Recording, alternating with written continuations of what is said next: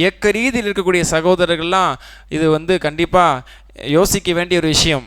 அந்த பேரை போடணும், எனக்கு அந்த அந்த அந்த பதவியில் நான் இருக்கிறேன், அந்த பொறுப்பில் இருக்கிறேன், நான் இருக்கும் போது இது செஞ்சதாக இருக்கணும், நான் இதை வாங்கி கொடுத்ததாக இருக்கணும், நான் இதுக்காக குரல் கொடுத்ததாக இருக்கணும், நான் போய் பேசினேன் இப்படிங்கிறதெல்லாம் பெரும்பாலும் நம்ம பார்க்க முடியும். ஒரு என்ஜிஓவாக கூட இருக்கட்டும், ஒரு சின்ன அமைப்பிலான ஒரு அமைப்பாக இருக்கட்டும், அல்லது நிர்வாக ரீதியில் நடக்கக்கூடிய விஷயமா இருக்கட்டும், ஒரு என்ன சொல்கிறது, ஒரு ஜமாத்தாக இருக்கட்டும், இந்த மாதிரி நிறைய இடங்கள் அதை பார்க்க முடியும்.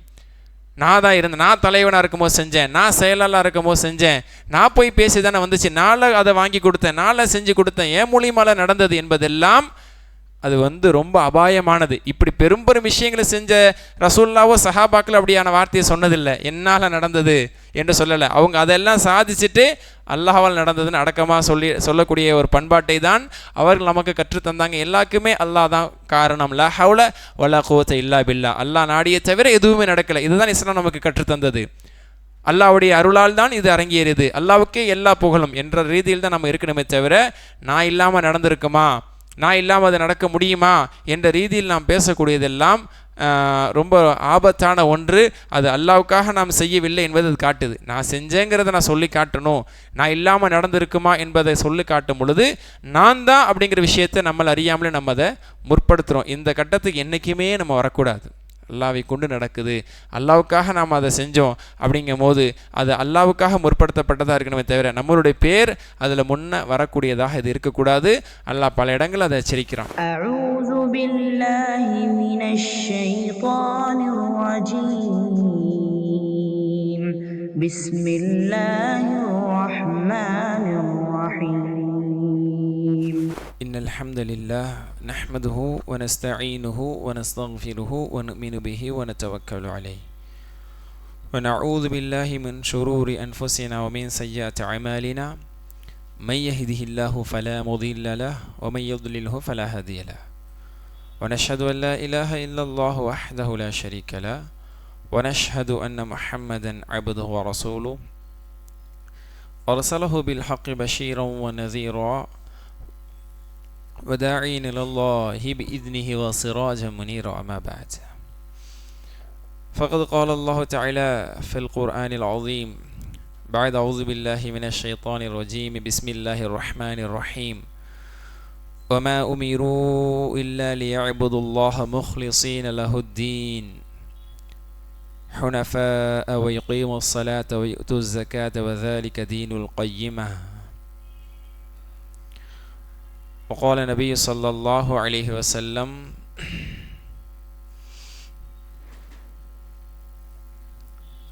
إنما ينصر الله هذه الأمة بضعيفها بدعوتهم وصلاتهم وإخلاصهم. புகழும் புகழ்ச்சியும் புகழுக்கு உரித்தவனாகிய புகழின் இறைவன் புகழுக்கு சொந்தக்காரன் அல்லாஹ் ஒருவனுக்கே உரித்தானது. அந்த ஏக இறைவனின் சாந்தியும் சமாதானமும் அன்பும் அருளும் இந்த உலகத்திற்கு வழிகாட்டியாக வந்த நம் உயிருளும் மேலான கண்மணி நாயகம் ஸல்லல்லாஹு அலைஹி வஸல்லம் அன்னவர்கள் மீதும் அன்னவர்கள் நடைமுறைப்படுத்தியுள்ள இந்த சத்திய இஸ்லாத்தை உண்மையாக ஏற்று நடந்துள்ள முஃமினான ஆண்கள் பெண்கள், குறிப்பாக இங்கே இறை இல்லத்தில் இறைவனுடைய மார்க்கத்தினுடைய போதனைகளை செவி மடுப்பதற்காக ஒன்று குழுமிருக்கும் சிறார்கள், மாணவர்கள், பெரியோர்கள், தாய்மார்கள் அனைவரின் மீதும் அல்லாஹ்வுடைய அருளும் சாந்தியும் என்றென்றும் நிறைவாக நின்று நிலவட்டுமா. ஆக இன்றைக்கு நாம் இஹ்லாஸை பற்றி இன்ஷா அல்லாஹ் ஒரு சில செய்திகளை நாம் பகிர்ந்து கொள்ள இருக்கிறோம். இஹ்லாஸ் என்றால் என்ன, இபாதத்தில் இஹ்லாஸினுடைய முக்கியத்துவம், அதனுடைய அவசியத்தை பற்றி இன்ஷா அல்லாஹ் இந்த ஒரு அமர்வில் நாம் அல்லாஹ்வுடைய உதவியை கொண்டு பார்க்க இருக்கிறோம். இஹ்லாஸ் என்பது என்ன, இஹ்லாஸ் என்ற வார்த்தைக்கான பொருள் என்ன அப்படின்னு சொன்னால், ஹாலிஸ் என்று சொல்லுவாங்க. ஹாலிஸ் என்று சொன்னால் பியூர் ஆனதுன்னு அர்த்தம். பியூர், கலப்படம் இல்லாததுக்கு பேர் தான் ஹாலிஸ் அப்படின்னு சொல்லுவாங்க. ஹாலிஸ் ஆனது அதனுடைய மூலச்சொல். அப்போ கலப்படம் இல்லாத பியூரான தூய்மையானதுக்கு தான் இஹ்லாஸ் என்பது சொல்லப்படுகிறது. அதுலேருந்து அஹ்லாஸ என்ற ஒரு வார்த்தை அரபி மொழியில் எடுக்கப்படுகிறது. அஹ்லாஸ அப்படின்னு சொன்னால் தூய்மையாக்கினார், கலப்படமற்றதாக ஆக்கினார் அப்படின்னு அர்த்தம். அதுலேருந்து வந்தது தான் இஹ்லாஸ், கலப்படமற்றதாக ஆக்குதல். என்ன கலப்படமற்றதாக ஆக்குதல் என்று சொன்னால், இபாதத்தில் அல்லாவை வணங்குவதில், அது ஈமான்லேருந்து அமல்கள் எல்லாமே, ஈமான் மற்றும் அமல்கள், இதில் அல்லாஹ் ஒருவனை மட்டும் ஆக்குதல், கலப்படமற்றதாக அல்லாஹ் ஒருவனுக்காக மட்டும் நம்மளுடைய ஈமானையும் அமல்களையும் ஆக்குவதற்கு பேர், அப்படி பியூர் ஆக்குறதுக்கு பேர், கலப்படம் இல்லாமல் இறைவன் ஒருவனுக்காக மட்டும் செய்கிறதுக்கு பேர் தான் இஹ்லாஸ். அல் இஹ்லாஸ் ஃபில் அமால் என்று சொல்கிறோம், அமல்களில் இஹ்லாஸ். அப்போது இஹ்லாஸ் என்று சொன்னால் தூய வடிவத்தில் கலப்படமற்றதாக இறைவன் ஒருவனை மட்டும் வணங்குவது, இறைவன் ஒருவனுக்காக வேண்டி மட்டும் வணங்குவது, இதுதான் இஹ்லாஸ் என்பதில் அடங்குகிறது. இதற்கான ஒரு தாரீஃப், அதாவது இமாம் அஹ்மத் பின் ஹம்பல் ரஹ்மத்துல்லாஹி அலைஹி அவர்கள், மேதையில் ஒருவராக கருதப்படும் இமாம் அஹ்மத் பின் ஹம்பல் ரஹ்மத்துல்லாஹி அலைஹி இஹ்லாஸ் என்பதற்கான வரை விலக்கணம், தாரீஃப், டெஃபினேஷன், அதை சொல்லும் பொழுது, இதா அமில்த அமலன் லா துரீது பிஹி துன்யா, இஹ்லாஸ் என்று சொன்னால் எந்த ஒரு அமலை, எந்த ஒரு செயலை உலகத்தின் ஆதாயத்தை முன்வைக்காமல் நாம் செய்கிறோமோ அந்த அமல் தான் இஹ்லாஸ் ஆனது. சுருக்கமாக, தொழுகையோ நம்மளுடைய நோன்போ எதுவுமே அதனுடைய உலக ரீதியிலான பலன், ஆதாயம், வேர்ல்ட்லி பெனிஃபிட், உலக ரீதியிலான பலனை நாம் எதிர்பார்க்காமல், முன்வைக்காமல், அதை ஆசைப்படாமல் அல்லாஹுக்காக வேண்டி செய்கிறோம் பார்த்தீங்களா, அதுக்கு பேர் தான் இஹ்லாஸ். இப்போ தொழுகிறோம், உலக ரீதியில் அதற்கு ஏதாவது ஒரு ஆதாயத்தை நாம் முன்வைக்கிறோம் என்று சொன்னால், தொழுதா என் அத்தாட்ட நல்ல பேர் கிடைக்கும், தொழுதா என் உஸ்தாத்திட்ட நல்ல பேர் கிடைக்கும், தொழுதா நான் என் அத்தாட்ட திட்டு வாங்காமல் இருப்பேன், தப்பிச்சிருவேன், இல்லைனா திட்டுவார், இது வாங்கி கேட்டது வாங்கி தர மாட்டார் அப்படிங்கிற, இது உலக ரீதியிலான ஒரு ஆதாயம் தான். அவர்கிட்ட திட்டு வாங்கக்கூடாது, அவர்கிட்ட நல்ல பேர் வாங்கணும், அவங்கள்ட்ட மாட்டிக்க கூடாது என்பது ஒரு ஆதாயம் ஆகிவிட்டது. அப்போ உலக ரீதியிலான ஒரு காரணம் வந்துட்டாலே அதில் இஹ்லாஸ் இல்லை, அது ஏற்றுக்கப்படாது. இதை வேறு மாதிரியும் புரியலாம். தொழுதா எனக்கு மனசுக்கு ரொம்ப ரிலாக்ஸாக இருக்குது, அதுக்காக தொழுகிறேன். முக்கிய நோக்கமே தொழுகும் போது, நான் நின்று தொழுகும் போதும் நான் ருக்கு செஞ்சு சஜ்தா செஞ்சு உடல் அசைச்சு குனிஞ்சு நிமிர்ந்து உட்காந்து மண்டிட்டு தொழுதா எனக்கு அது நல்ல ஒரு ஆரோக்கியமாக இருக்குது. டாக்டர் அட்வைஸ் பண்ணார், நல்லா நீங்கள் ப்ரே பண்ணுங்க, உங்கள் மூட்டு வலிக்கலாம் நல்லது, உடம்பு இடுப்பு வலிக்கலாம் நல்லது, உங்கள் பிளட் சர்க்குலேஷன் நீங்கள் ப்ரே பண்ணிங்கன்னா நல்லா இருக்குன்னு சொன்னாங்க. அது வரைக்கும் சும்மா மட்டும் தொழுதுட்டு இருந்தவர், சரி தொழுவோமே, தொழுதா இந்த ஆரோக்கியம் இருக்குன்னு சொல்லி உலக ரீதியிலான ஒரு பலனை இபாதத்தில் அவர் எதிர்பார்த்து விட்டால், அதை முன்னோக்கி விட்டால், அதை முன்வைத்து விட்டால், அது பேர் இஹ்லாஸ் கிடையாது. எல்லாமே கிடைக்கும், எல்லா பலனும் கிடைக்கட்டும், அல்ஹம்துலில்லாஹ், எனக்கு உடல் ஆரோக்கியம் கிடைக்கட்டும், மன நிம்மதியும் கிடைக்கட்டும், என்னுடைய வலிகள் எல்லாம் போகட்டும், அதுவும் கிடைக்கட்டும் என்ற ரீதியில் அதுவும் இணைத்து கொள்ளப்பட்டால் அதில் தவறல்ல. ஆனால் நோக்கம் அதுவாக ஆகிவிட்டால், அதுக்காக தொழுவோம் என்பது மிகைத்து விட்டால், அதுதான் இஹ்லாஸுக்கு முரணானது. அப்படிப்பட்ட விஷயங்களை, அமல்களை அல்லாஹ் தஆலா ஏற்றுக்கொள்வதில்லை என்று நபி ஸல்லல்லாஹு அலைஹி வஸல்லம் அவர்கள் சொன்னார்கள். இல்லா மா கான லஹு ஹாஸா, இன்னல்லாஹு லா யதகப்பலு மின் அமலின் இல்லா மா கான லஹு ஹாஸா வபதுகிய பிஹி வஜ்ஹு, எந்த ஒரு அமல் அல்லாஹ் ஒருவனுக்காக வேண்டி மற்றும் முழுக்க கலப்படமற்றதாக முழுக்க அல்லாஹ்வுக்காக வேண்டி மட்டும் செய்யப்படுமோ அதான் ஏற்றுக்குவான். அல்லாஹ் அதில் ரொம்ப ரோஷக்காரன். அது it should be only for the sake of Allah, exclusively for Allah, அல்லாஹ்வுக்காகன்னு சொல்லி முழுக்க இருக்கணும் அப்படின்னு தான் அதை ஏற்றுக்குவான். அதில் ரொம்ப அல்லாஹ் ஸ்ட்ரிக்ட்டு. இதுக்காகவும் அதுக்காகவும் அல்லாஹ்வுக்காகன்றதான் வேணாங்கிறான், என்கிட்ட எதிர்பார்க்காதங்கிறான். இந்த மாதிரி நிறைய ஹதீஸ் இருக்குது, அதை பற்றி இப்போ நம்ம பார்ப்போம். வபதுகிய பிஹி வஜ்ஹு, எதில் அவனுடைய திருமுகம் மட்டும் நாடப்படுமோ, அல்லாஹ்வுடைய திருமுகம் மட்டும் நாடப்பட்டு செய்யக்கூடிய அமல்களை தான் ஏற்றுக்குவான்.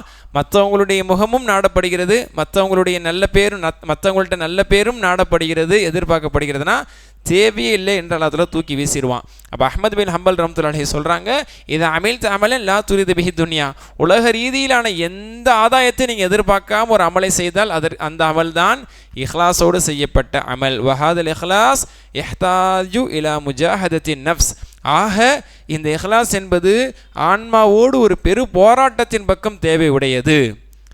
ஒரு 2 ரக்காத் தொழுகிறதுக்கு ஒரு பெரும் போராட்டம் தேவையில்லை, ஒரு 2 ரக்காத் தொழுகிறதுக்கு பெரும் போராட்டம் தேவையில்லை, ஒரு அமல் செய்கிறதுக்கு பெரும் போராட்டம் தேவையில்லை, சிறு முயற்சி, ஒரு நேரம் போதும். ஆனால் அறிஞர் பெருமக்கள் சொல்கிறாங்க, இதை நம்ம சாதாரணமாக நினைக்கிறோம், தொழுகையில் நியத் அப்படிங்கிறது ஒரு சின்ன அங்கமாக நம்ம நினைக்கிறோம். அதை சில பேர் ஃபார்மாலிட்டி நினச்சிக்கிறாங்க. நியத்துங்கிறது வார்த்தையால் சொல்லணும். நான் இஷா தொழுகையை 4 ரக்காயத்தை இமாமை பின்பற்றி அல்லாவுக்காக கிப்லா முன்னைக்கு தொழுகிறேன் அப்படின்னு வாயால் சொல்கிறது சிலர் நியத்து. அது நியத்து நினச்சிக்கிறாங்க. நியத்துனால என்னது? இஹ்லாஸான நியத்து. நீயத்தில் இஹ்லாஸ் இருக்குன்னு நம்ம சொல்கிறோம். நீயத்துனா எண்ணம், அந்த எண்ணம் அல்லாவுக்காக இருக்கணும்னு சொல்கிறோம். அதுக்கு பேர் இஹ்லாஸ். அப்போ நீயத் என்பது ஒரு அங்கமாக தொழுகையின் உல் ஃபர்து அப்படின்னு நம்ம அதை படிச்சிருப்போம். தொழுகையினுடைய நிபந்தனைகளில் ஒன்று என்று நாம் படித்திருப்போம். மின் ஷுரூத்தி ஸலா, தொழுகையினுடைய நிபந்தனைகளில் ஒன்று என்று நம்ம கண்டிஷன்ஸ் ஆஃப் ப்ரேயரில் ஒன்று நம்ம படிச்சிருப்போம். அதை ஒரு அங்கமாக நம்ம நினைக்கிறோம். ஆனால் அறிஞர் பெருமக்கள் சொல்கிறாங்க அது ரொம்ப முக்கியம்.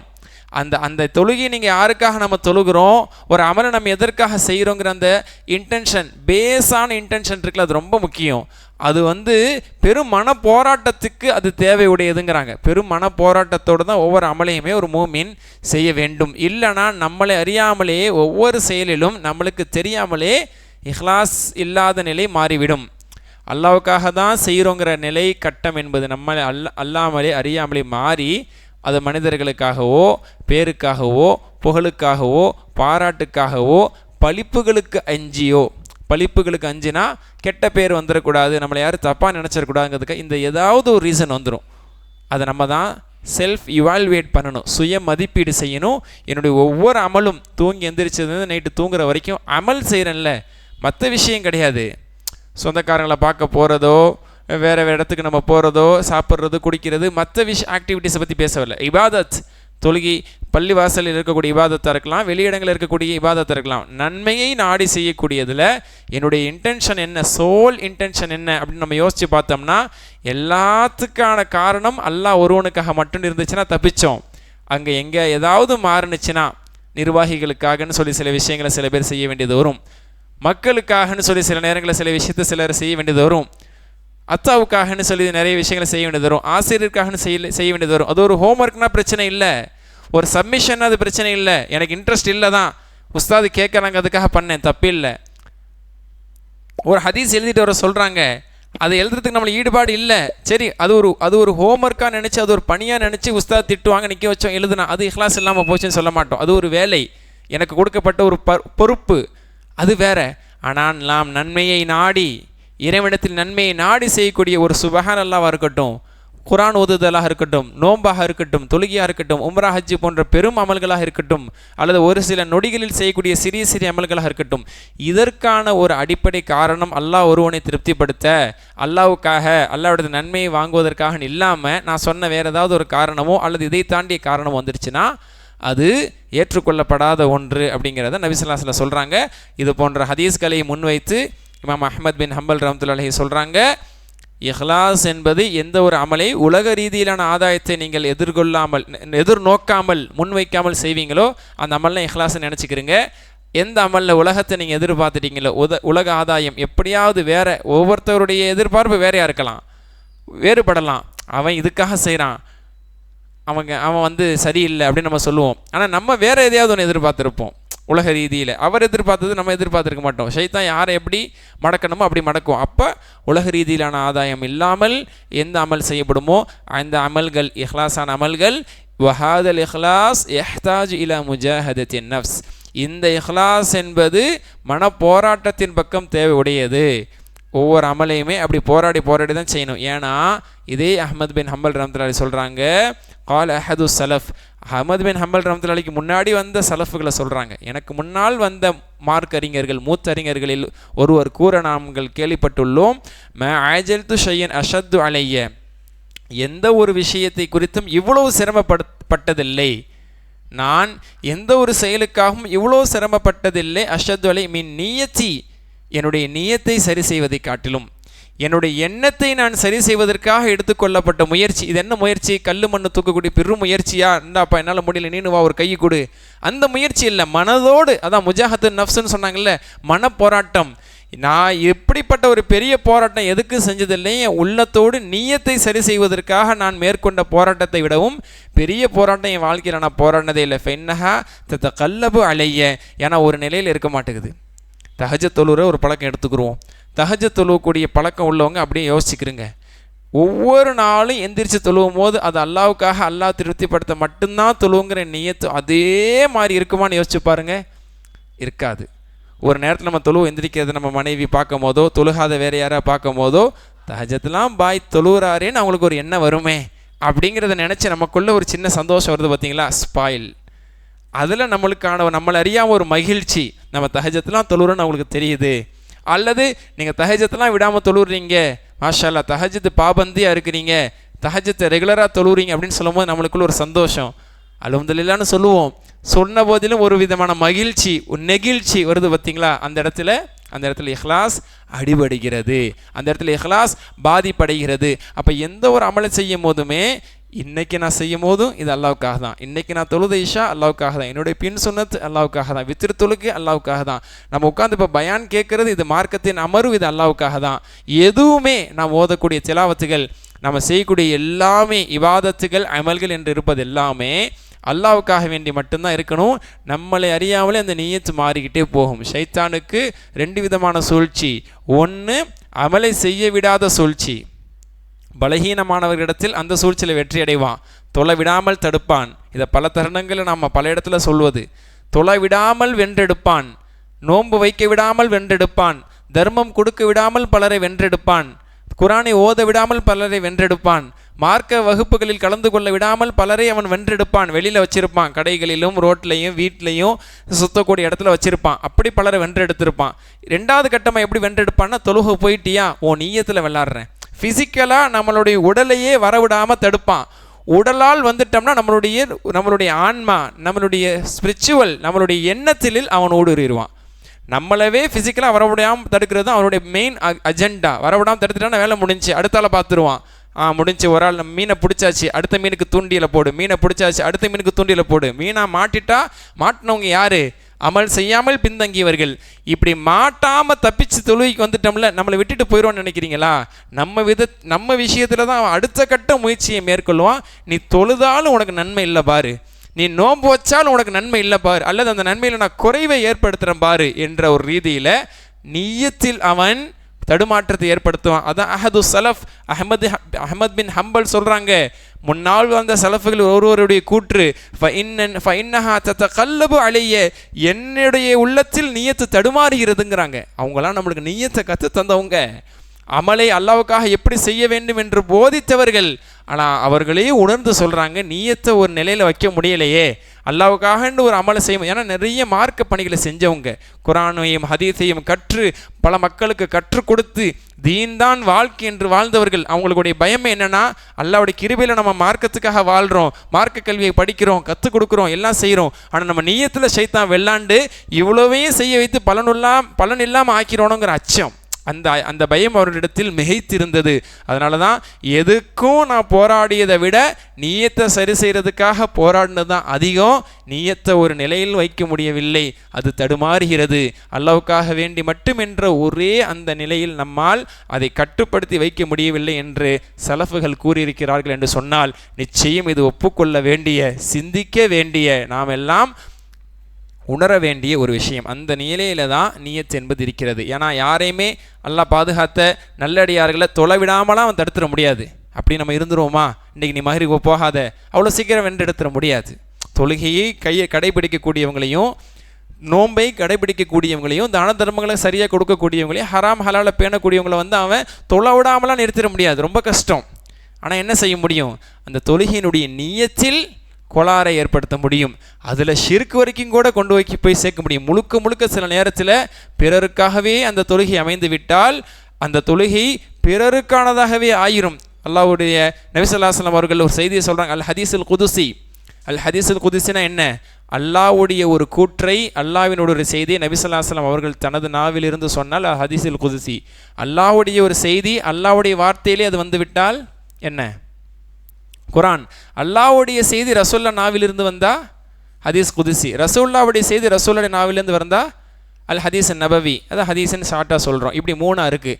ஹதீஸுல் குதுசிங்கிறது மிக்ஸ்டு செய்தி, கண்டென்ட் ஃப்ரம் அல்லாஹ், ஓகேங்களா, வேர்டிங்ஸ் ஃப்ரம் ப்ராஃபட் முஹம்மது ஸல்லல்லாஹு அலைஹி வஸல்லம். செய்தி அல்லாட்டேருந்து, வார்த்தைகள் ரசூல்லாட்டேருந்து இருந்து அது ஹதீஸ் குதுசின்னு சொல்லுவோம். அதில் ஒன்று, அன அக்ன ஷுரக அனி ஷிர்க், நான்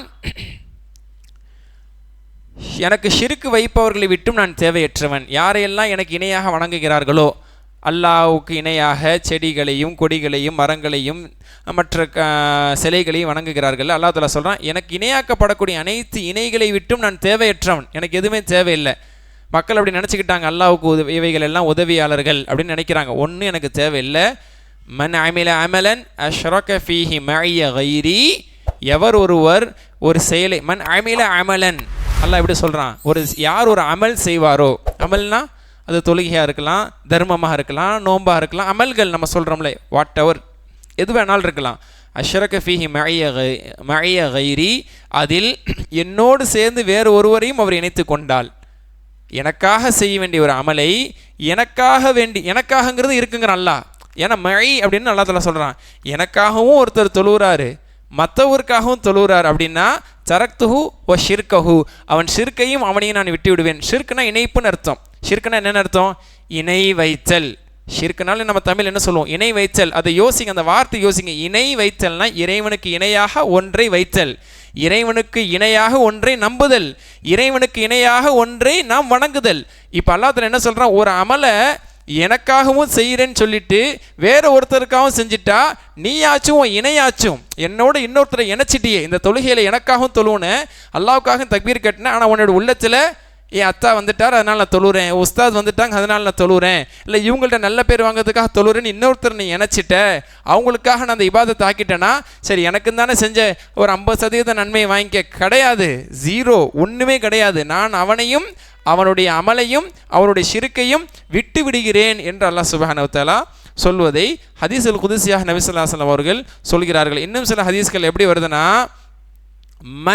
மன் சாம லியுராஇ பிஹி ஃபகத் அஷ்ரக, மன் ஸல்லா லியுராஇ பிஹி ஃபகத் அஷ்ரக, எவர் ஒருவர் தொழுதாரோ பிறருக்கு காண்பிப்பதற்காக, வேறு வார்த்தையில் அனதர் வேர்டிங்ஸ்ன்னு சொல்லலாம், அதாவது வேறு வார்த்தையில் ரசூலா சொல்கிறாங்க, எவர் ஒருவர் தொழுதாரோ பிறருக்கு காண்பிப்பதற்காக ஃபகத் அஷ்ரகண்டாங்க, அவர் இணை வைத்து விட்டார்னாங்க. காரணம் என்ன? பிறருக்காக தொழுதுட்டார்.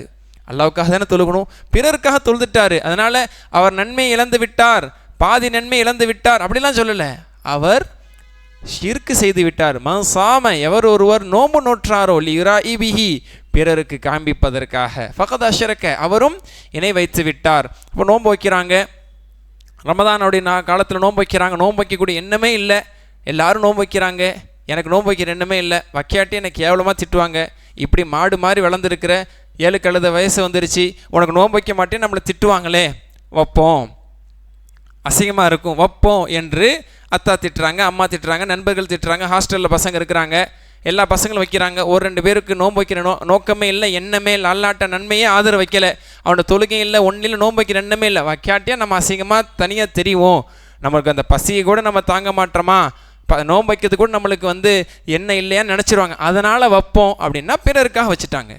அல்லாட்ட வச்சு அல்லாட்ட நன்மை வாங்கணும்னு எதிர்பார்ப்பு இருந்தால் அவங்க வச்சிடலாம், அந்த எண்ணம் இல்லை. அப்போது மற்றவங்களாம் வைக்கிறாங்கிறதுக்காக வைக்கிறாங்க. ஒருவேளை யாருமே வைக்காட்டியா சந்தோஷமாக வைக்காமல் இருந்துருவாங்க, அல்லது லீவில் அவங்க ஊருக்கு போயிட்டாங்க, ஊரில் யார் வைக்கலாம் அவங்க வைக்காமல் இருந்துருவாங்க. இங்கே ஹாஸ்டலில் இருக்கும்போது எல்லாரும் வைக்கிறான், நான் வைக்காட்டி நான் தனியாக தெரிவேன், நீ எல்லாம் ஒரு முஸ்லீமானு கேட்டுருவாங்க. அப்போ இப்படிப்பட்ட ஒரு நெருக்கடி வரும் பொழுது வைப்போம், அதான் இன்னொரு வார்த்தையில் சொல்கிறதா இருந்தால் வச்சு தொலைவோம் அப்படிங்கிற ரீதியில் ஒன்றை அவர்கள் செய்தால் லியுராஇ பிஹி, பிறருக்கு காண்பிப்பதற்காக, பிறருக்காக வேண்டி அந்த அமலை செஞ்சிட்டாங்க.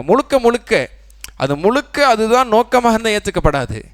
அல்லாவுக்காகன்னு வைக்கிறாங்க, கூடவே அந்த பயமும் அவங்களுக்கு இருக்குது, சரி வைக்காட்டு நம்மளை தப்பாக நினைப்பாங்கன்னா நன்மை குறையும். அல்லாவுக்காகங்கிற நீயத்து வந்துட்டு பிற நீயத்து நம்மளை எதுவும் நினச்சிடவும் கூடாதுங்கிற மாதிரி நினச்சிக்கிறாங்கன்னா அவங்களுடைய நீயத்தில் கொஞ்சம் கோளாறு ஏற்பட்டுருச்சு. அது குவாலிட்டியான அமலாக இருக்காது, ஏதோ அந்த அமலுடைய குவாலிட்டி அதில் குறைவு ஏற்படும், அதனுடைய நன்மைகள் குறைவு ஏற்படும். ஆனால் முழுக்க பழிப்புக்கு அஞ்சியோ பேரு புகழை எதிர்பார்த்தோ செய்துவிட்டால் அந்த அமல்கள் ஏற்றுக்கொள்ளப்படாது, அவர் இணை வைத்தவராக கருதப்படுவார்னு சொல்லி நபி ஸல்லல்லாஹு அலைஹி வஸல்லம் அவர்கள் ஹதீஸில் சொல்லக்கூடியதை நாம் பார்க்க முடிகிறது. இது ரொம்ப ஒரு சென்சிட்டிவான ஒரு டாபிக்.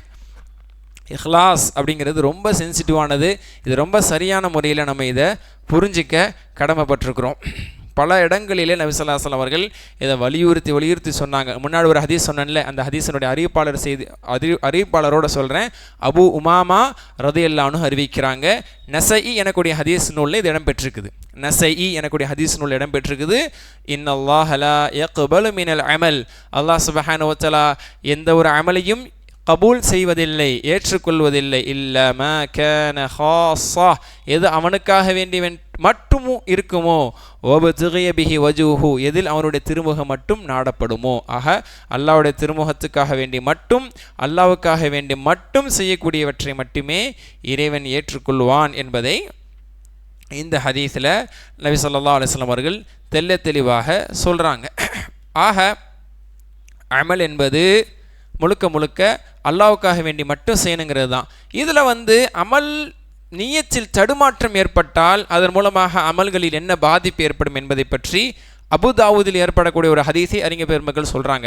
நம்ம சொன்ன மாதிரியே நியத் என்பது மாற்றமானதாக ஆகிவிட்டால், அல்லாஹ்வுக்காக இல்லாமல் பிறருக்காக, பேருக்காக, புகழுக்காக, பழிப்பு அஞ்சிருந்தால் அது ஏற்றுக்கொள்ளவே படாமல் போய்விடும், இந்த ஷிர்காக இது கருதப்படும். ஆனால் நியத்தில் ஒரு சில தடுமாற்றம் ஏற்பட்டு அதில் அல்லாஹ்வுக்காக வேண்டி இருக்கக்கூடிய விஷயத்தில் அல்லாஹ்வுக்காக செய்த பிறகும் ஒரு சில நியத்துகள் கலந்து விட்டது, அதில் அது உன்னத நிலையில் அந்த நியத்தை காப்பாற்ற முடியாமல் மற்ற நியத்தும் கலந்து விட்டது என்று சொன்னால் அதனுடைய பாதிப்பு என்ன என்பதை பற்றி சொல்லக்கூடிய இன்னொரு ஹதீஸ் அபுதாவுதில் இடம்பெற்றிருக்குது. அதில் ரசூல் ஸல்லல்லாஹு அலைஹி வஸல்லம் அவர்கள் எப்படி சொல்கிறாங்கன்னா, இன்னர் ரஜுல் ல யன்ஸரிஃப் வமா குதிபத் லஹு இல்லா அஷர ஸலாத்திஹி. ஒரு மனிதர் தொழுகிறார்னு வச்சுக்கிறோம். ஒரு மனிதருடைய தொழுகையிலிருந்து அவர் தொழுது முடித்து எழுந்து செல்லும் பொழுது அவருக்காக எவ்வளவு நன்மைகள் எழுதப்படும் என்று சொன்னால், இல்லா உஷ்ரு ஸலாத்திஹி, அவருடைய தொழுகையில் 10ல் 1 மடங்கு அவருக்கு நன்மை கிடைக்கும். 10ல் 1னா 100க்கு 10, 100க்கு 10, அதான் 10ல் 1, 100க்கு 10ன்னு சொன்னால் நம்மளுக்கு புரியும். 100க்கு 10 மட்டுமே ஒரு சிலருக்கு நன்மைகளாக கிடைக்கும். அவ் துஸ்உஹா, அல்லது 9ல் 1 பங்கு, அதாவது 100க்கு 10ல் 1ங்கிறது 100க்கு 10, அல்லது துஸ்உஹா அப்படின்னு சொன்னால் 80%, 20% என்பது குறைக்கப்படும். அவ் சுமுனுஹா, அவ் சுதுசுஹா, அவ் ஹும்சுஹா, அவ் ருபுஹா, அவ் சுலுசுஹா, அவ் நிஸ்ஃபுஹா. நபி ஸல்லல்லாஹு அலைஹி வஸல்லம் அப்படி படித்தரமாக சொல்லிட்டு வர்றாங்க.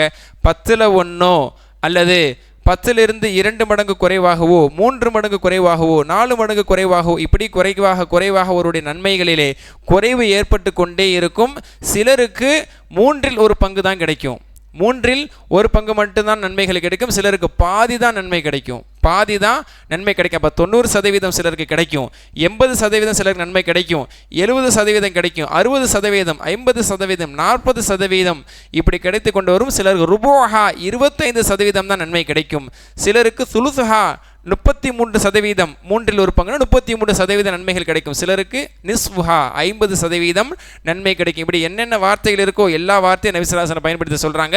இப்படி ஒரு மனிதர் தொழுது முடிச்சதுக்கப்புறம் அவருக்கான நன்மைகள் கிடைக்குது. எப்படி நம்ம பரீட்சை எழுதி முடிச்சதுக்கப்புறம் 100, 90, 80, 70, 50, 25, 33 இப்படி நம்மளுக்கான மதிப்பெண்கள் கிடைக்குது. ஒவ்வொரு தொழுகைக்கும் நமக்கு மதிப்பெண்கள் வழங்கப்படுகிறது. அபுதாவுதில் வரக்கூடிய ஹதீஸ். இது எதன் அடிப்படையில் கிடைக்கும் என்று சொன்னால், யதஃபாதலு மா ஃபில் குலூப் மின தௌஹீத் வல் இஹ்லாஸ்.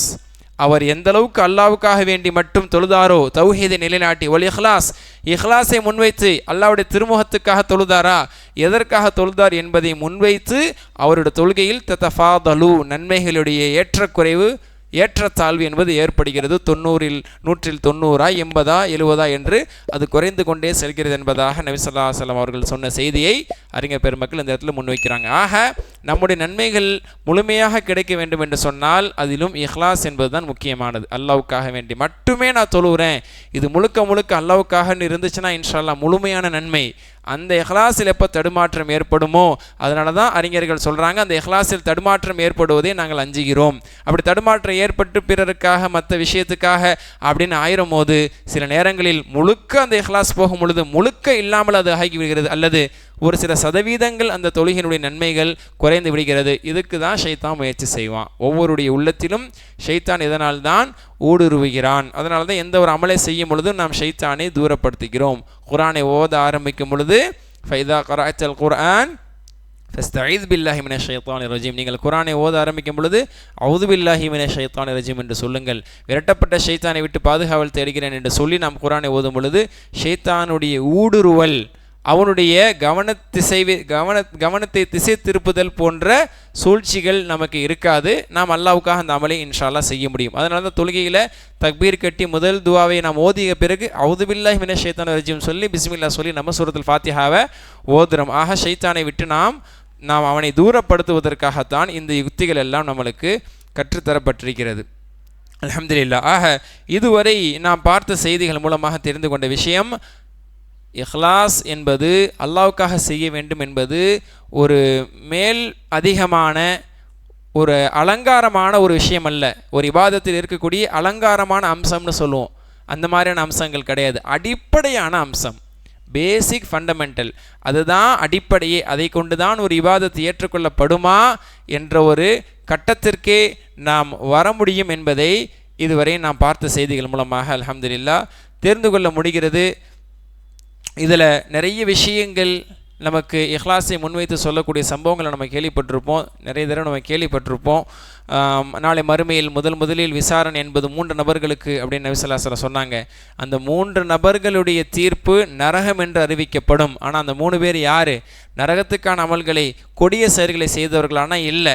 இதை பற்றி நிறைய தடவை கேள்விப்பட்டிருப்போம். அதனால் சுருக்கமான முறையிலே சொல்கிறேன். நாளை மறுமையில் முதல் விசாரணைக்காக கொண்டு வரப்படக்கூடியவர்கள் 3 பேர். அல்லாஹ்வுடைய பாதையில் ஷஹீதானவங்க, அதே மாதிரி அல்லாஹ்வுடைய குர்ஆனை காலையிலும் இரவிலும் நின்று ஓதியவர்கள், அதே போன்று அல்லாஹ் கொடுத்திருக்கக்கூடிய பொருளாதாரத்தை அல்லாஹ்வுடைய பாதையில் காலையிலும் மாலையிலும் செலவு செய்தவர்கள். இவங்க 3 பேரையும் அல்லாஹ் கூப்பிட்டு நாளைக்கு நரகத்தில் முதல்ல போடுவான், முதல் விசாரணை இவங்கள தான் செய்வான், நரகத்தில் போடுவான் அப்படிங்கிறத பற்றி நபி ஸல்லல்லாஹு அலைஹி வஸல்லம் சொல்கிறாங்க. அதுக்கான விளக்கம் என்ன சொன்னாங்க?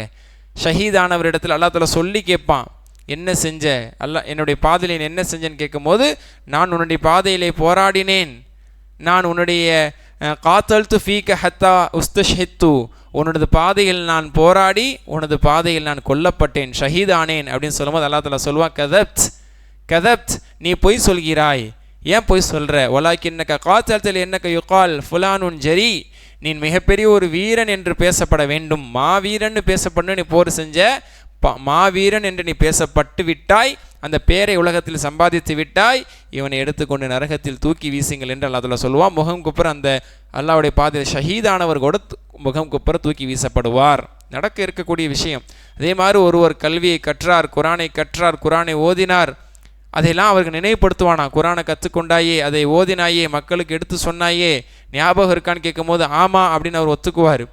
இதெல்லாம் எதற்காக செஞ்சேன்னு கேட்கும்போது, உனக்காக, உன்னிடத்து நன்மையை நாடி குர்ஆனை கற்றுக்கிட்டேன், குர்ஆனை ஓதினேன், குர்ஆனை சொல்லி கொடுத்தேன்னு சொல்லும் போது அதே பதில தான் அல்லாஹ் தஆலா சொல்லுவான், கதப்த பொய் சொல்கிற, நீ எதற்காக இதெல்லாம் செஞ்ச? வலாக்கின்னக கராத்தல் குர்ஆன் லிஅன் யுகால் காரிஉன், நீ ஒரு சிறந்த காரி, என்ன கிராத்து, எப்படி ஓதுறார்ல, என்ன குரல்ல பா அப்படின்னு சொல்லி உன்னை பாராட்டணும், பெருமையாக பேசணுங்கிறதுக்காக நீ குர்ஆன் ஓதுன. ஃபக்கது கீழ, அவ்வாறு உனக்கு உலகத்தில் பேர் கிடச்சிருச்சு, நீ அதுக்காக தான் குர்ஆன் ஓத கற்றுக்கிட்ட, அதுக்காக தான் நீ குர்ஆன் ஓதுன, அந்த பேரை சம்பாரிச்சு அதை கேட்டு சந்தோஷம் அடைஞ்ச, அதுதான் உன்னுடைய நோக்கமாக இருந்தது, அது உலகத்தில் உனக்கு கிடச்சிருச்சே என்று சொல்லி அவரையும் நரகத்தில் தூக்கி வீச வேண்டும் என்று அல்லாஹ் தஆலா சொல்லுவான். 3வதாக ஒரு மனிதர் செல்வம் கொடுக்கப்பட்டவர், அந்த செல்வம் கொடுக்கப்பட்டவருக்கு உனக்கு செல்வம் கொடுக்கப்பட்டதல்லவா அப்படின்னு நினைவுபடுத்தப்படுமா? அவர் ஆமாம் எனக்கு நீ நிறைய செல்வம் கொடுத்தேன்னு சொல்ல அவர் ஏற்றுக்குவார். ஃபமா அலிம் தஃபீஹா, அந்த செல்வத்தை வச்சு என்ன செஞ்சேன்னு கேட்பான். மா தரக்து ஃபீ மின் சபீலின், எந்த ஒரு பாதையிலும் துஹிப்பு அன் யுன்ஃபக ஃபீஹா இல்லா அன்ஃபக்து ஃபீஹா லக், என்ன ஒரு பாதையில் செலவு செய்வதை நீ விரும்பினாயோ, அல்லாஹ் எந்த ஒரு விஷயத்துக்காக செலவு செய்யதை நீ விரும்பினாயோ அந்த ஒரு விஷயத்துக்கு நான் செலவு செய்யாமல் இல்லை, உனக்காக நான் உனது பாதையிலே செலவு செய்தேன் என்று சொல்லும் பொழுது அல்லாஹ் தஆலா அவரை பார்த்து சொல்லுவான், பொத்துவாய கதப்த, நீ பொய் சொல்கிறாய். வலாக்கின்னக ஃபஅல்த லியுகால் ஜவாத், நீ வள்ளல், கொடை வள்ளல், பேர் வாங்கணுங்கிறதுக்காக செஞ்ச, போஸ்டரில் உன் பேரை போடணுங்கிறதுக்காக செஞ்ச, முதல் இடத்துல உன்னுடைய பேர் வரணுங்கிறதுக்காக செஞ்ச, அதை பார்த்து ரசித்து சந்தோஷப்பட்டு நீ அந்த ஆதாயத்தை ஃபகது கீல், உலகத்தில் உனக்கு அந்த பேர் கிடைத்து விட்டது, அதை நீ அடைந்து விட்டாய். சும்மா உமிர பிஹி ஃபஸஹிப அலா வஜ்ஹி ஹத்தா உல்கிய ஃபின்னார், அவரும் முகம் குப்புற நரகத்தில் தூக்கி வீசப்படுவார். முஸ்லிம் எனக்கூடிய சஹீஹான ஹதீஸ் நூலில் இது இடம்பெற்றிருக்கிறது. ஆக இவர்கள் எல்லாம் அநியாயமான பாவங்களை செய்தவர்கள் அல்ல, அட்டுழியம் புரிந்தவர்கள் அல்ல. முதலாவது நபர் ஷஹீத், இரண்டாவது நபர் காரியுல் குர்ஆன், மூணாவது நபர் அல்லாஹ்வுடைய பாதையில் செலவு செய்த செல்வந்தர். இவங்க எல்லாரையும் நம்ம வெளிப்பார்வையில் பார்க்கும் பொழுது நல்லவர்களாக, மார்க்க பணிகள் செய்தவர்களாக, இறை வழியிலே அவர்கள் அர்ப்பணித்தவர்களாக நாம் பார்ப்போம். ஆனால் அல்லாவுக்கு தான் உள்ளத்தை பற்றி தெரியும். அதான் அல்லாஹ் தஆலா சொன்னான்ல, எது எனக்காக செய்யப்பட்டது அதை தான் ஏற்றுக்குவேன், எது என்னல்லாதவர்களுக்காக செய்யப்பட்டது அவர்களையும் அவருடைய ஷிர்க்கை நான் தூக்கி எறிந்து விடுவேன். இதோ தூக்கி எறியப்படுகிறார்கள் நரகத்தில். ஆக அமல் என்பது அது அல்லாஹ்வுக்காக வேண்டி மட்டும்தான் இருக்கணுங்கிறத ரொம்ப தெளிவான முறையில் இந்த ஹதீஸ் மூலமாகவும் நம்ம புரிஞ்சிக்க முடியுது. ஆக இதெல்லாம் ரொம்ப முன்னாடி சொன்ன மாதிரி ஒரு சென்சிட்டிவான விஷயம். இஹ்லாஸை அமலில் கொண்டு வருவது, இபாதத்தில் கொண்டு வருவதுங்கிறதுல ரொம்ப கவனம் தேவை. கவனம் இல்லாமல் நாம் இருந்தால் நம்மை அறியாமலே ஷைத்தான் நம்மளை இஹ்லாஸ் இல்லாத ரீதியில் நம்மளை அமல் செய்ய வச்சிருவான். நம்மளை அறியாமலே மற்ற விஷயங்களை எல்லா இபாதத்துகளையுமே ஏதாவது ஒரு காரணத்துக்காக செய்ய வச்சிருவான். அப்படி நம்ம பழகி இருப்போம், நம்மளுக்கு தெரியாமலே இவங்களுக்காக அவங்களுக்காக இதுக்காக அதுக்காக இந்த நலனுக்காக இந்த பலனுக்காக. அது சில நேரங்கள் நம்ம வாயை திறந்து சொல்லக்கூடிய நிலைகள் கூட ஏற்படலாம். அல்லது வாயால் சொல்லாட்டியாலும் நம்மளுடைய மனசுக்கு தெரியும் நான் எதுக்காக செய்கிறேன், மனசாட்சிக்கு தெரியும் நம்ம ஒன்றையும் எதுக்காக செய்கிறோம் அப்படிங்கிறது. ஆக நபி இடத்துல போரை பற்றி கேட்கப்பட்ட ஒரு செய்தி, ரஜுலு எபுதகில் அஜ்ரவ ஸிக்ர மாலஹு. ரசூல்லா கிட்ட ஒருத்தவங்க கேட்குறாங்க, அல்லாஹ்வுடைய பாதையில் போர் செய்யக்கூடிய ஒருவர், அல்லாஹ்வுடைய பாதையில் போரில் ஈடுபடக்கூடிய ஒருவர் பேர் புகழையும் எதிர்பார்க்கிறார், நன்மையும் எதிர்பார்க்கிறார். லஹு அவருக்கு என்ன அப்படின்றாங்க. ரசூல்லாட்ட கேட்டாங்க. ரசூல்லா சொன்னாங்க லா ஷை அலா, அவருக்கு ஒன்றுமே இல்லை. 3 தடவை கேட்டாங்க. பேருக்காகவும் போர் செய்கிறார், நன்மைக்காகவும் செய்கிறாரு. 3 தடவையுமே ரசூல்லா சொன்னாங்க ஒன்றும் கிடையாது. லைஸ லஹு, நத்திங் ஃபார் ஹிம், அவருக்கு எதுவுமே இருக்காது என்று நபி ஸல்லல்லாஹு அலைஹி வஸல்லம் சொல்லி கடைசியாக சொன்னாங்க இன்னல்லாஹ லா யக்பலு மின் அமலின் இல்லா மா கான லஹு ஹாஸா வபுதுகி பிஹி வஜ்ஹு. எந்த ஒரு அமல் அல்லாஹ்வுக்காக வேண்டி மட்டும் செய்யப்படுமோ அதுதான் அல்லாஹ் ஏற்றுக்குவான். அவன் திருமுகத்துக்காக மட்டும் செய்யப்படக்கூடிய அமலை மட்டுமே அல்லாஹ் தஆலா அங்கீகரிப்பான் என்று நபி அவர்கள் அந்த இடத்துலையுமே சொன்னாங்க. அதனால் பேருக்காக என்ற ஒரு விஷயம் வரும் பொழுது அது எங்கேயுமே மார்க்கத்தில் அது அங்கீகரிக்கப்படவில்லை. ஆனால் இன்றைக்கு பலருடைய செயல்பாடுகள், குறிப்பாக இயக்க ரீதியில் இருக்கக்கூடிய சகோதரர்கள்லாம் இது கண்டிப்பாக யோசிக்க வேண்டிய ஒரு விஷயம். அந்த பேரை போடணும், எனக்கு அந்த அந்த அந்த பதவியில் நான் இருக்கிறேன், அந்த பொறுப்பில் இருக்கிறேன், நான் இருக்கும் போது இது செஞ்சதாக இருக்கணும், நான் இதை வாங்கி கொடுத்ததாக இருக்கணும், நான் இதுக்காக குரல் கொடுத்ததாக இருக்கணும், நான் போய் பேசினேன், இப்படிங்கிறதெல்லாம் பெரும்பாலும் நம்ம பார்க்க முடியும். ஒரு என்ஜிஓவாக கூட இருக்கட்டும், ஒரு சின்ன அமைப்பிலான ஒரு அமைப்பாக இருக்கட்டும், அல்லது நிர்வாக ரீதியில் நடக்கக்கூடிய விஷயமா இருக்கட்டும், ஒரு என்ன சொல்கிறது, ஒரு ஜமாத்தாக இருக்கட்டும், இந்த மாதிரி நிறைய இடங்கள் அதை பார்க்க முடியும். நான் தான் இருந்தேன், நான் தலைவனாக இருக்கும்போது செஞ்சேன், நான் செயலாளராக இருக்கும்போது செஞ்சேன், நான் போய் பேசி தானே வந்துச்சு, நாளை அதை வாங்கி கொடுத்தேன், நாளை செஞ்சு கொடுத்தேன், என் மூலியமால நடந்தது என்பதெல்லாம் அது ரொம்ப அபாயமானது. இப்படி பெரும் பெரும் விஷயங்களை செஞ்ச ரசூல்லாவோ சஹாபாக்கள் அப்படியான வார்த்தையை சொன்னதில்லை. என்னால் நடந்தது என்று சொல்லலை. அவங்க அதெல்லாம் சாதிச்சுட்டு அல்லாஹ்வால் நடந்ததுன்னு அடக்கமாக சொல்லக்கூடிய ஒரு பண்பாட்டை தான் அவர்கள் நமக்கு கற்றுத்தந்தாங்க. எல்லாருக்குமே அல்லாஹ் தான் காரணம். லா ஹவ்ல வலா குவத்த இல்லா பில்லா, அல்லாஹ் நாடியை தவிர எதுவுமே நடக்கலை. இதுதான் இஸ்லாம் நமக்கு கற்றுத்தந்தது. அல்லாஹ்வுடைய அருளால் தான் இது அரங்கேறியது, அல்லாஹ்வுக்கே எல்லா புகழும் என்ற ரீதியில் தான் நம்ம இருக்கணுமே தவிர நான் இல்லாமல் நடந்திருக்குமா, நான் இல்லாமல் அது நடக்க முடியுமா என்ற ரீதியில் நாம் பேசக்கூடியதெல்லாம் ரொம்ப ஆபத்தான ஒன்று. அது அல்லாஹ்வுக்காக நாம் செய்யவில்லை என்பது அது காட்டுது. நான் செஞ்சேங்கிறத நான் சொல்லி காட்டணும், நான் இல்லாமல் நடந்திருக்குமா என்பதை சொல்லி காட்டும் பொழுது நான் தான் அப்படிங்கிற விஷயத்தை நம்மளை அறியாமலே நம்ம அதை முற்படுத்துகிறோம். இந்த கட்டத்துக்கு என்றைக்குமே நம்ம வரக்கூடாது. அல்லாவை கொண்டு நடக்குது, அல்லாவுக்காக நாம் அதை செஞ்சோம் அப்படிங்கும் போது அது அல்லாவுக்காக முற்படுத்தப்பட்டதாக இருக்கணுமே தவிர நம்மளுடைய பேர் அதில் முன்ன வரக்கூடியதாக இது இருக்கக்கூடாது. அல்லாஹ் பல இடங்கள் அதை எச்சரிக்கிறான். சூரா மாயிதாவுடைய வசனத்தில் இன்னமா யதகப்பலல்லாஹு மினல் முத்தகீன், அல்லாஹ் இறையச்சம் உள்ளவர்களிடமிருந்து மட்டுமே அமல்களை ஏற்றுக்கொள்வான் அப்படின்னு அல்லாஹ் தஆலா சொல்கிறான். இன்னமா யதகப்பலல்லாஹு மினல் முத்தகீன், இறையச்சம் உள்ளவர்களிடம் மட்டுமே அல்லாஹ் தஆலா ஏற்றுக்குவான் அப்படின்னு ஒரு விஷயம் வருது. அப்போது அலி ரலியல்லாஹு அன்ஹு ஒரு சமயத்தில் சொன்னாங்க, கூனு லி குபூலில் அமல், நீங்கள் அமல்கள் ஏற்றுக்கொள்ளப்படக்கூடிய விஷயத்தில், நீங்கள் அமல் செய்யக்கூடிய விஷயத்தில் கூனு லி குபூலில் அமல் அஷத் ஹம்ம மினல் அமல். அலி ரலியல்லாஹு அன்ஹு ஒரு அழகான ஒரு வார்த்தை, அவங்க சொன்ன ஒரு அழகான ஒரு கூற்று, கூனு லி குபூலில் அமல் அஷத் ஹம்ம மினல் அமல். அமல் செய்கிறதுக்கு நீங்கள் காட்டக்கூடிய தீவிரத்தை விட, அமலில் தீவிரம் காட்டுறோம், சஹாபாக்களும் தாபீன்களும் எதில் தீவிரம், அமலில் தீவிரம். இபாதத்தில் தீவிரம். அவங்கள்ட்ட அலிரதில்லான்னு அவங்களுடைய மெச்சூரிட்டியை வச்சு சொன்னாங்க, அமலில் தீவிரம் காட்டுறீங்க, அல்ஹம்துலில்லாஹ். இதை விட நீங்கள் தீவிரம் காட்ட வேண்டியது எதில் தெரியுமா? நீங்கள் செஞ்ச அமல் கபூல் ஆயிருச்சாங்கிறதுல தீவிரம் காட்டுங்கன்றாங்க. அதான முக்கியம். சேர்த்து சேர்த்து சேர்த்து சேர்த்து வைக்கிறேங்கிறது முக்கியம் இல்லை. நான் சேர்த்து வைக்கிறதுல நல்லபடியாக இருக்குதான்னு பார்க்கணும்ல. அடுக்கும் பொழுது அடுக்கி கண்ணை மூடிட்டு நம்ம அடிக்கிட்டே போக மாட்டோம். அடுக்கி வச்சதெல்லாம் சரியாமல் இருக்கா, சரியாக அடுக்கணுமான்னு பார்ப்போம்ல. ஒரு செங்கல் அடுக்கிறவங்க கரெக்டாக அதுக்கான பேஸ்மெண்ட்டை அதை அழகாக அமைச்சிட்டு தான் அதுக்கு மேலே செங்கல் அடுக்கிக்கிட்டே போவாங்க. ஒரு செங்கல் அடுக்கிறவங்களுக்கு அந்த அந்த அந்த விளக்கம் இருக்குது, அப்படி தான் கரெக்டாக அடுக்குவாங்க. அந்த மாதிரி ஒரு புத்தகத்தை அடுக்கிறவங்க, எதை அடுக்கிறவங்களுமே அடுக்கும் பொழுது அது சரியாமல் இருக்கிறதுக்கு எப்படி முறையாக அடுக்கணுங்கிறத தெரிஞ்சு தான் அடுக்குவோம். அப்போ நீங்கள் அமல்களை அடுக்கிக்கிட்டே போகிறதுல முக்கியத்துவம் கொடுக்காதீங்க. அது சரியாமல் இருக்கா, அது கபூல் ஆகி விட்டதா, இறைவனிடத்தில் கபூல் ஆயிருச்சாங்கிறதுல ஏன் நீங்கள் கவனம் கொடுக்கறது இல்லை அப்படின்னு சொல்லி அலி ரலியல்லாஹு அடுத்த ஜென்ரேஷன் அதை சொல்கிறாங்க. ஏன் அப்படின்னு சொன்னால் அந்த அமல்களில் இஹ்லாஸ் முக்கியம். அல்லாவுக்காக வேண்டி செய்கிறோமா ஒவ்வொருமே whether doing in a right way, நான் சரியான முறையில் அல்லாஹ் திருப்திப்படுத்துகிற மாதிரி தான் ஒரு அமலை செஞ்சுட்டு இருக்கமாங்கிறத மீள்பார்வை செஞ்சுக்கணும். நம்மளை அறியாமல் ஆர்வமாக அவன் செய்கிறான் இவன் செய்கிறான் நானும் செய்கிறேன், பேருக்காக செய்கிறேன், போலுக்காக செய்கிறேன், பாராட்டுக்காக செய்கிறேன், பழிப்பு கஞ்சி செய்கிறேன் அப்படின்னு நம்மளை அறியாமல் ஷைத்தான் அதை என்ன பண்ணி விட்டுருவான், கொலாப்ஸ் பண்ணி அதை ஸ்பாயில் பண்ணி விட்டுருவான். நம்ம நிறைய நிறைய நிறைய செஞ்சுட்டு இருப்போம். ரமதான்லாம் பாருங்கள், உளுந்து உளுந்து உளுந்து அமல் செஞ்சுட்டு இருப்போம், தராவி தொழுவோம், கேமுல் தருவோம், குரான் ஓதிட்டு இருப்போம்.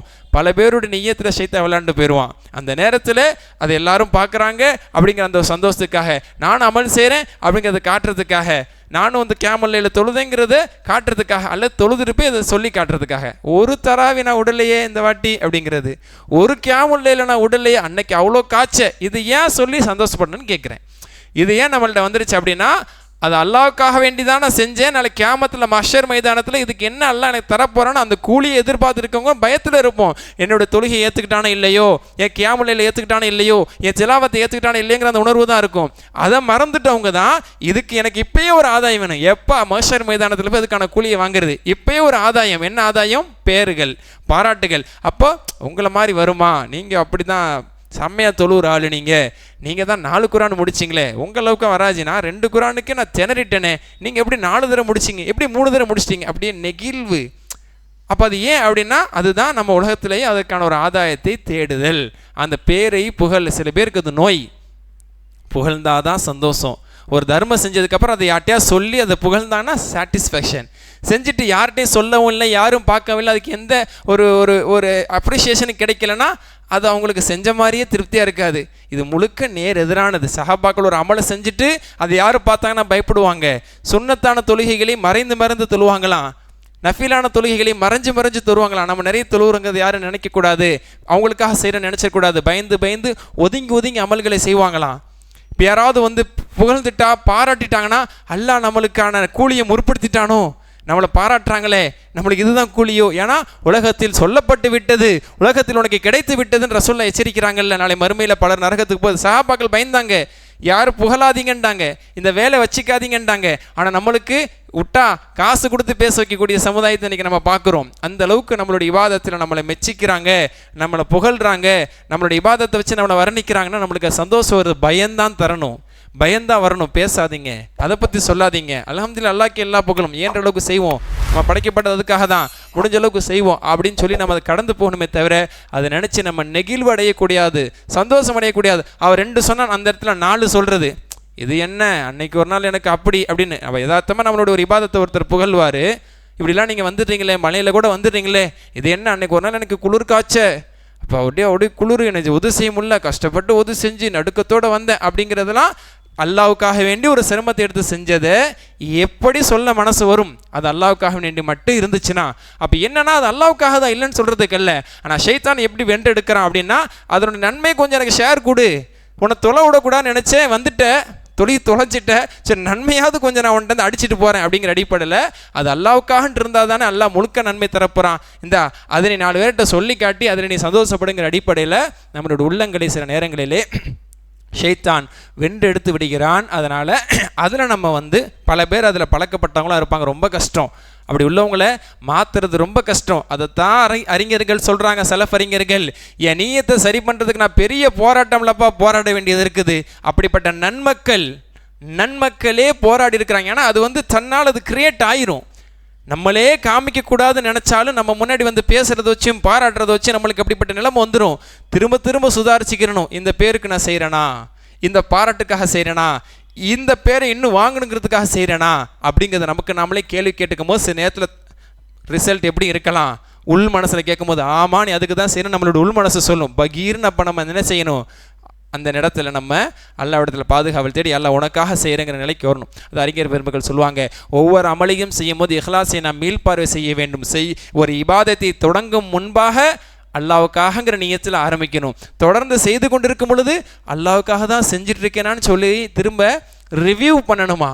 ரிவ்யூ, நான் செஞ்சிட்ருக்குது அல்லாவுடைய நியத்தில் தான் ஆரம்பித்தேன், இப்போ எந்த நியத்தில் போயிட்டுருக்குது. பல பேருக்கு நல்ல நியத்தில் ஆரம்பிக்கும், போகும்போது கொலாப்ஸ் ஆயிரும். எப்போ வேணாலும் ஸ்பாயில் பண்ணுவான் ஷைத்தான். கடைசி நேரத்தில் வந்து பிடுங்கிட்டு போயிடுவான் அந்த அமலை. அப்போ மத்திய வேளையில் நடுவு நேரத்தில், அந்த மத்திய நேரத்தில் நாம் செய்து கொண்டிருக்கக்கூடிய நேரத்திலும் அல்லாவுக்காக தான் செஞ்சுட்ருக்கணாங்கிற நம்ம பார்க்கணுமா.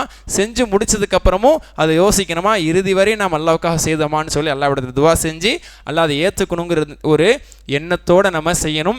அலி ரலியல்லாஹு சொன்னாங்க, கூனூலி குபூலில் அமல் அஷது ஹம்ம மினல் அமல். அமல் செய்வதில் காட்டும் தீவிரத்தை விட, கவனத்தை விட செய்த அமல்கள் ஏற்றுக்கொள்ளப்படணுங்கிறதுல கவனமாக இருங்க.